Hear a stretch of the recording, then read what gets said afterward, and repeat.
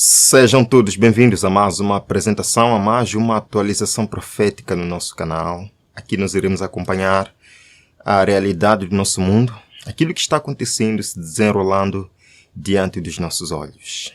Por favor, compartilhe este vídeo com os outros e permita que esta mensagem alcance mais pessoas.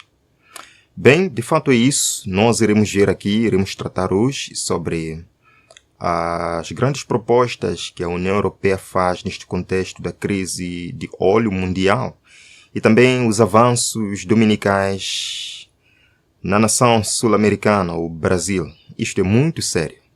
A crise global do petróleo está se transformando em uma crise geral. Já não é então apenas uma crise de petróleo. Parece que está afetando tudo agora. Vejam aqui. Um mês após o início de guerra ou da guerra no Irã, a crescente escassez de petróleo bruto ameaça se transformar em algo pior. Uma escassez de quase tudo. Vamos ver um pequeno vídeo aqui, bem rápido. Você sabe, agricultores de supermercados estão sentindo a pressão, pois o aumento nos custos de combustível está elevando o preço de levar os alimentos às prateleiras. Esses preços mais altos do diesel não estão afetando apenas a cadeia de suprimentos, eles também estão aparecendo agora na linha de checkout. Vamos ouvir mais de Sarah Allen, da nossa afiliada da NBC em Nashville. Tudo começa aqui no posto, com diesel sendo uma fonte principal de combustível para a agricultura. E termina aqui nas prateleiras. Mas é nesse processo de levar os produtos até aqui que os preços estão realmente subindo. A verdade é que ainda não se sabe por quanto tempo isto vai durar. E quais são as consequências que disto pode vir. Não se sabe. Ou seja, nós vivemos num mundo de incerteza. O amanhã é incerto. Se nós não depormos nossas preocupações, nossa vida nas mãos de Jesus, este mundo não nos garante o amanhã. Irmãos, o mundo está preocupado, o mundo está com medo, o mundo não sabe o que vai ser nos próximos dias. Mas nós podemos ajudar as pessoas a entender que, embora o mundo possa nos mostrar essa face toda, a esperança em um Deus, a esperança em um Salvador que os ama. Irmãos, enquanto a guerra com o Irã se intensifica, a Europa se prepara para uma crise energética. E é um pouco desta crise energética que eu quero falar aqui. A União Europeia está agora incentivando os seus Estados-membros a adotarem medidas coordenadas. A autoridade polonesa declara à Euronews que as capitais da União Europeia devem liderar a resposta ao choque energético iraniano. E entre algumas propostas que eles apresentam, irmãos, na verdade nós já deveríamos esperar por isto. Vejam aqui. Esse homem defende respostas nacionais coesas para evitar perturbações no mercado de energia. Esse comissário exortou os países da União Europeia a tomarem medidas alinhadas e coordenadas para conter o consumo de petróleo. Medidas o quê? Coordenadas, medidas alinhadas, que todos os países da União Europeia façam o mesmo. Quais são estas medidas? Os países da União Europeia podem considerar o racionamento de combustível, o trabalho remoto e até mesmo domingos sem carros. Domingos sem carros. E a pergunta que fazemos: esse pessoal gosta muito do domingo, não acha?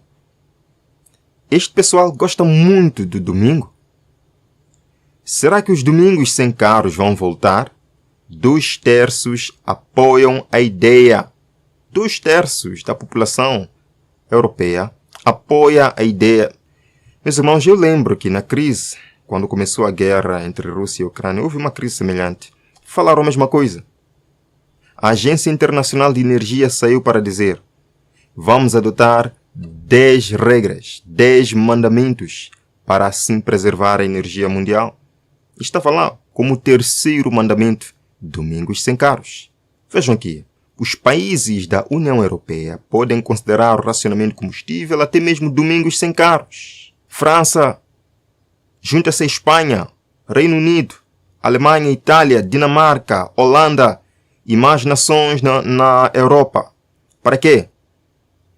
Para domingos sem caros, para racionalizar assim o óleo. Domingos sem caros.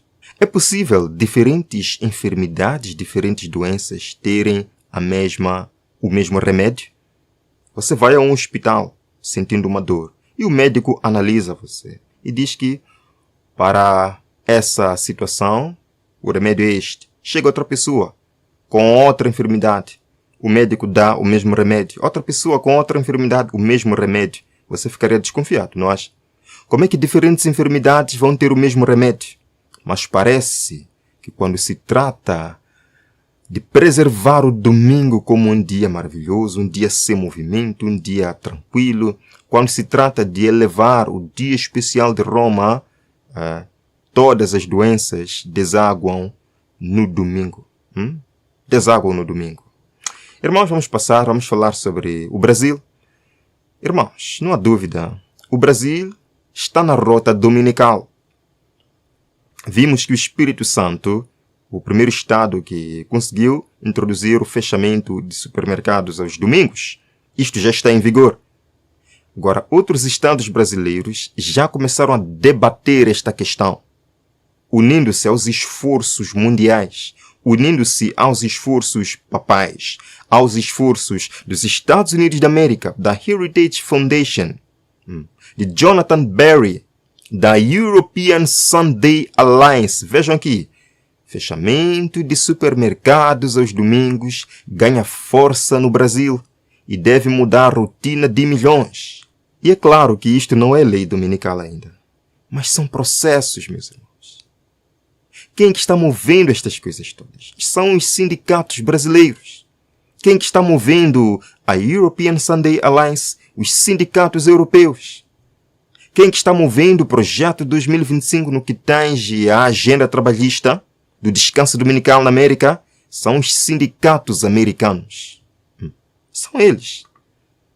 O movimento, vejam só, eu gostei. O movimento de fechamento dos supermercados aos domingos está ganhando força no Brasil em 2026.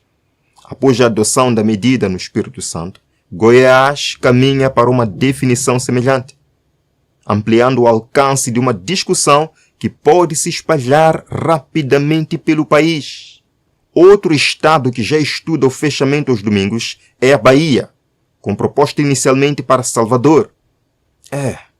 Realmente o Brasil já está na rota dominical. Supermercados podem fechar aos domingos a partir de abril em Goiás. Agora, irmãos, se eu vos dissesse que isto é apenas o início de um debate mundial sobre o descanso dominical, vocês acreditariam? E se eu vos dissesse que isto não passa de um início, de um começo, de uma introdução do debate mundial para o fechamento de domingo? As nações estão seguindo o exemplo dos Estados Unidos da América. As nações vão então finalmente honrar os preceitos papais. Quem surge com essa ideia? Lembram do Papa Francisco quando falou: trabalhar aos domingos não é benéfico para a sociedade.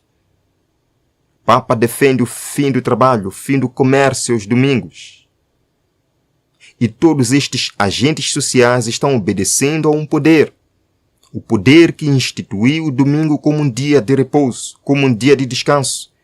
E o que agrava a situação é que, enquanto exaltam o domingo como um dia sem trabalho, pisam o verdadeiro dia estabelecido por Deus. Pisam o sábado. A palavra de Deus nos diz, em Daniel capítulo 7, que haveria um poder que buscaria mudar os tempos e as leis. Mudar os tempos, mudar os dias, mudar a maneira como as pessoas pensam em relação ao tempo sagrado. Meus amados irmãos, não iremos demorar aqui. Eu quis vos mostrar que as coisas estão acelerando.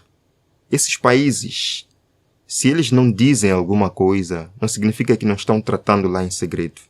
É possível nós acordarmos em uma manhã e descobrirmos que 90% dos países do mundo já estão neste debate. Eu vos garanto isto. Deus abençoe sua vida. Nós nos veremos no próximo encontro aqui no nosso canal. Até lá.